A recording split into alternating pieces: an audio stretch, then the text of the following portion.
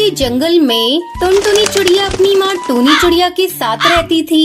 उसके पिता की मौत बचपन में ही हो गई थी। तब टूनी चिड़िया ने टुनटुनी को माँ और बाप दोनों का प्यार दिया। टुनटुनी अब बड़ी हो गई थी और उसकी शादी की चिंता टूनी चिड़िया को सताने लगी।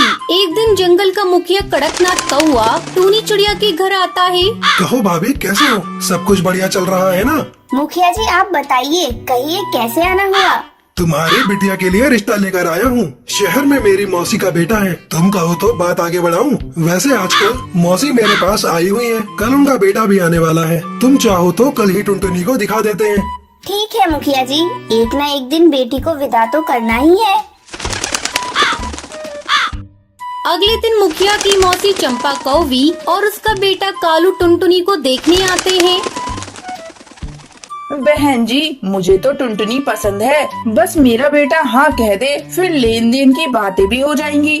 थोड़ी देर तक कालू टुनटुनी से बात करता है और फिर अपनी हामी भर देता है।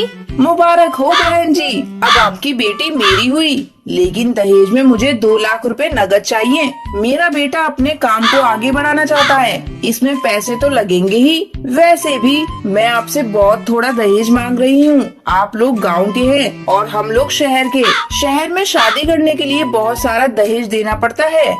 मैं तैयार हूँ बहन जी, बस मेरी बेटी का घर बच जाए। इससे ज्यादा खुशी की बात मेरे लिए और क्या होगी।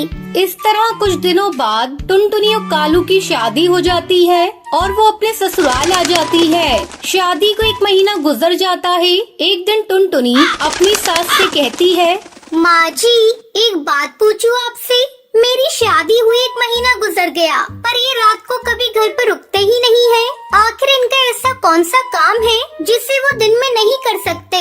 मेरा बेटा कौन सा काम करता है, इससे तुझे क्या मतलब? बस तू खाने और घर संभालने से मतलब रख। ज्यादा दिमाग चलाया मत कर। ये गांव नहीं शहर है, यहाँ दिन और रात एक समान काम होता है।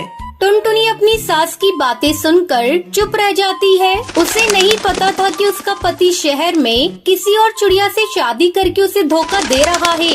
एक दिन टुनटुनी बाजार किसी काम से गई थी। वहाँ वो कालू कौवे को एक चिड़िया के साथ शॉपिंग करते हुए देख लेती है। अरे ये तो मेरे पति कालू जी है, और इनके साथ ये चिड़िया कौन है जिसे ये शॉपिंग करा रही है? लेकिन मेरे लिए तो इनके पास थोड़ा भी समय नहीं है। टुनटुनी तुरंत अपने पति के पास जाती है। अरे कालू जी, आप और यहाँ ये कौन है? इनसे मेरा परिचय तो कराइए। मैं इनकी पत्नी हूँ और आज मेरे पति देव मुझे शॉपिंग करा रहे हैं। लेकिन इनकी पत्नी तो मैं हूँ और मेरी इनसे शादी हुई है। क्या बकवास कर रही है? मैं तुझे नहीं जानता। चलो जाओ यहाँ से। टुनटुनी आंसू बहाती हुई अपने घर चली जाती है। माँ जी, आप लोगों ने मुझे धोखा दिया है, मेरी जिंदगी के साथ खेला है।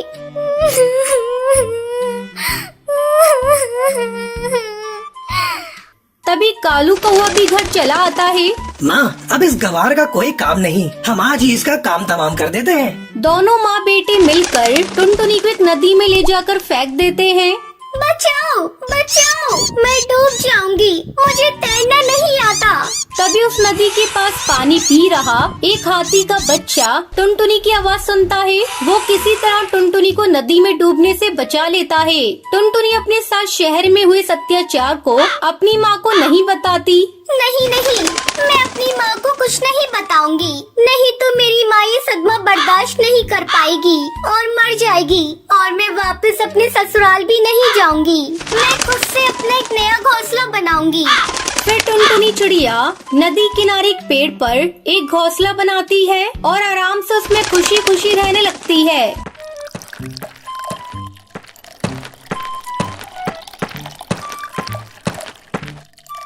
एक घने जंगल में टुनटुनी चिड़िया अपनी सास टूनी चिड़िया के साथ रहती थी। टुनटुनी का पति बंटी कबूतर बैंगन बेचने का काम करता था। उसकी दुकान के बैंगन ताजे होते थे, जिसके चलते बंटी कबूतर की दुकान पर बैंगन खरीदने वालों की भीड़ लगी रहती थी।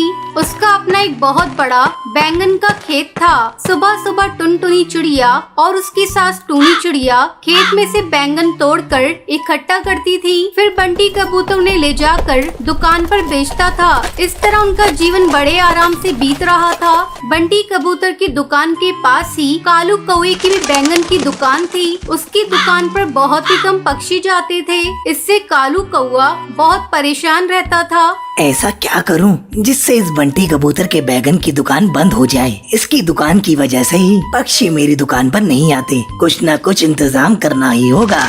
ऐसा सोचकर कालू कौवा बंटी कबूतर के बैंगन के खेत के चारों ओर जहर मिला देता है।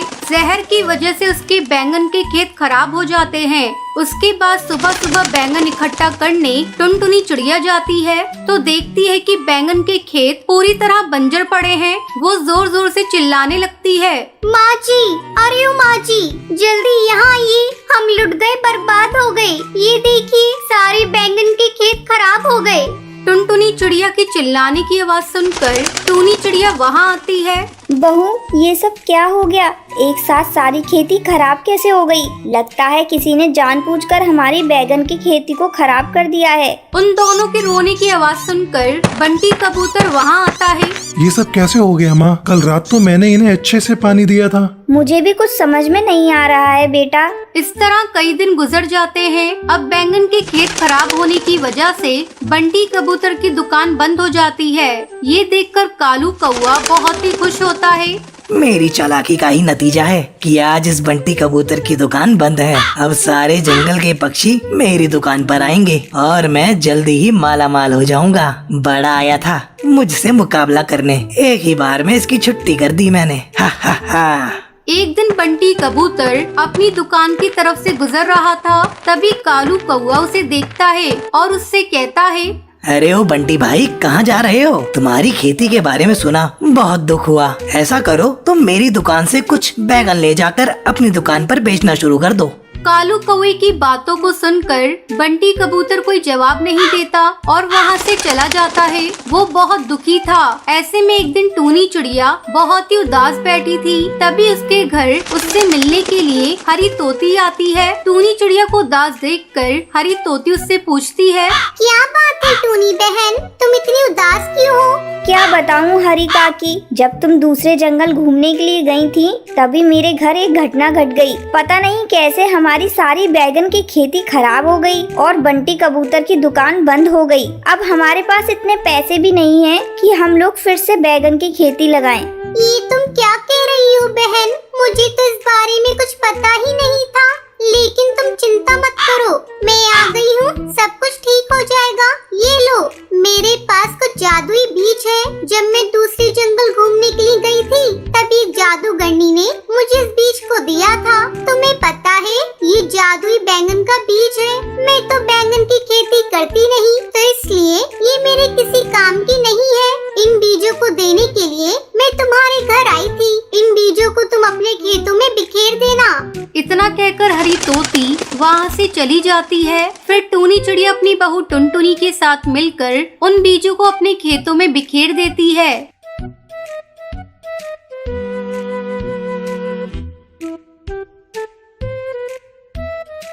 अगले दिन जब वो लोग अपने खेत पर जाती हैं, तो उनकी खुशी का ठिकाना नहीं रहता। उनके पूरे खेत में बैंगन उगे हुए थे। दोनों सास बहू मिलकर जल्दी जल्दी बैंगन इकट्ठा करती है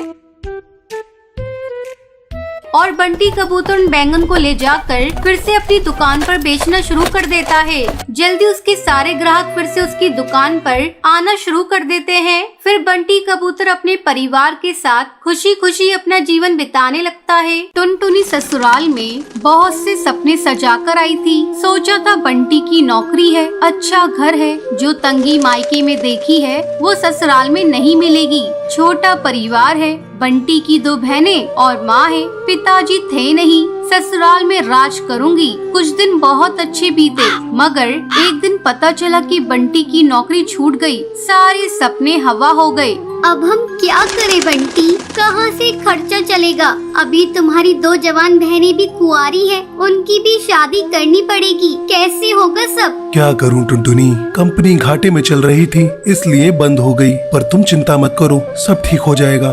2 साल बीत गए मगर बंटी को कहीं काम नहीं मिला। जो जमा पूंजी थी उससे एक बहन की शादी कर दी। कुछ दिनों बाद टुनटुनी को एक बेटी हुई। टुनटुनी की चिंता और ज्यादा बढ़ने लगी। बंटी, अब हमारी बेटी हो गई है, अपनी इच्छाएं तो मैं मार भी लूं, पर बच्चे की जरूरतें वो तो पूरी करनी ही पड़ेगी ना।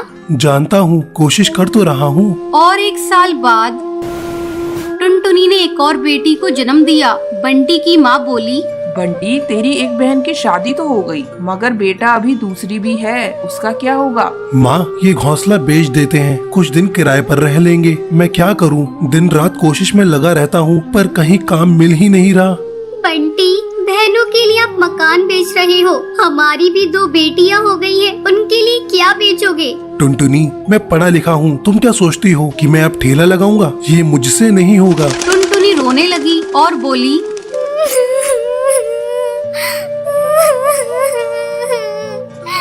तो क्या मैं अपने बच्चों के लिए 10 रुपए के अनाज के लिए भी तरसती रहूं? दोनों बच्चियां दाने के लिए रोती रहती हैं। क्या पानी से उनका पेट भरती रहूं? जब तक कोई नौकरी नहीं मिलती तब तक तो कुछ कर ही सकते हो, या मुझे ही काम करना पड़ेगा?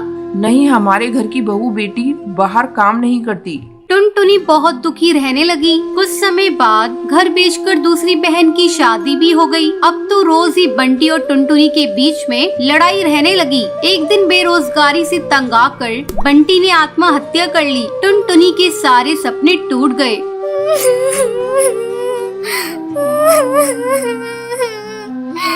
मैं बिल्कुल अकेली हो गई हूँ। अब जिम्मेदारी टुनटुनी के सर पर थी।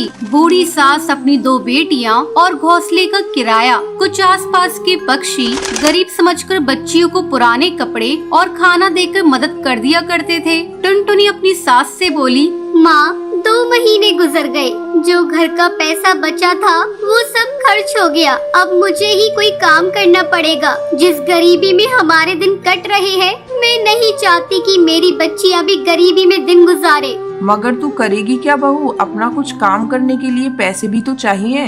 कोई बात नहीं माँ, कोई तो मदद कर ही देगा। टुनटुनी ने सब रिश्तेदारों से मदद मांगी, पर किसी ने कोई मदद नहीं की। सब ये सोचते थे कि ये इतनी गरीब है, कहाँ से चुकाएगी। मायके से भी किसी तरह की कोई मदद नहीं मिली। टुनटुनी निराश हो गई और दुखी होकर रोने लगी।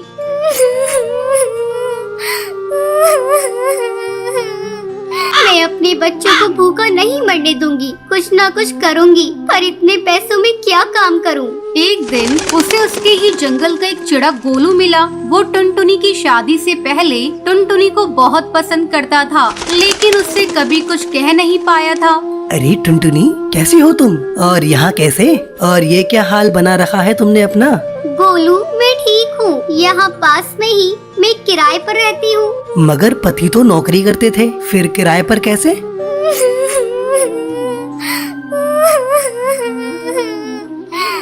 मेरे पति नहीं है, नौकरी छूट गई, घर बिक गया। बहुत गरीबी में दिन गुजार रही हूँ, कोई काम भी नहीं कर पा रही हूँ। मेरे पास केवल 1000 रुपए हैं, उसमें मुझे घर का खर्चा भी चलाना है और किराया भी देना है। मेरी सास बुजुर्ग है और मेरी 2 बेटियां भी है, कोई सहारा नहीं है, सबने साथ छोड़ दिया। कैसे कर पाऊंगी इतने कम पैसों में कोई काम? इतनी चिंता मत करो टुनटुनी, तुम चलो मेरे साथ। गोलू उसे चूड़ियों की थोक रेट वाली दुकान पर ले गया। ये मेरी ही दुकान है टुनटुनी, फ्री में देकर तुम्हारे आत्मसम्मान को ठेस नहीं पहुंचाना चाहता, इसलिए ये 1000 रुपए की चूड़ियां दे रहा हूँ। बाजार में इनकी कीमत बहुत ज्यादा है, पर मैं तुम्हें ये आधे रेट में दे रहा हूँ, लेकिन तुम इन्हें 20 रुपए दर्जन बेचना। ये बहुत सुंदर चूड़ियां हैं, पहले कम बेचना और जैसे ही मुनाफा दिखाई दे 30 रुपए दर्जन बेचना। टुनटुनी बहुत खुश हुई। उसकी सारी परेशानी का हल जो उसे मिल गया था, वो चूड़ियाँ बेचने लगी। चूड़ी ले लो, चूड़ी रंग बिरंगी चूड़ी ले लो,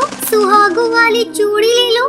वो डाल डाल जाकर चूड़ियाँ बेचती और बीच बीच में आकर अपनी बेटियों को भी देख लेती। आसपास के पक्षी उसे गरीब समझकर मोल भाव भी नहीं करते। सबको उसकी चूड़ियाँ पसंद आने लगी और उसकी खूब बिक्री होने लगी। चूड़ियाँ तो टुनटुनी के पास ही सुंदर होती हैं, उसी से खरीदेंगे। तीज त्योहार पर और शादियों में चूड़ी पहनाने के लिए उसे ही बुलाया जाता था, जिसमें उसकी कमाई अच्छी हो जाती थी। इस तरह एक साल गुजर गया। टुनटुनी के अच्छे दिन आने लगे। टुनटुनी गोलू से बोली, गोलू, तुम्हारा बहुत बहुत धन्यवाद। तुम्हारी वजह से मैं आज अपनी गृहस्थी चला रही हूँ, नहीं तो भूखे मरने की नौबत आ गई थी। ये तो तुम्हारी मेहनत है टुनटुनी, मैंने कुछ नहीं किया। जितनी मेहनत करोगी उतना ही अच्छा फल मिलेगा। इसलिए कहते हैं मेहनत करने वालों की कभी हार नहीं होती।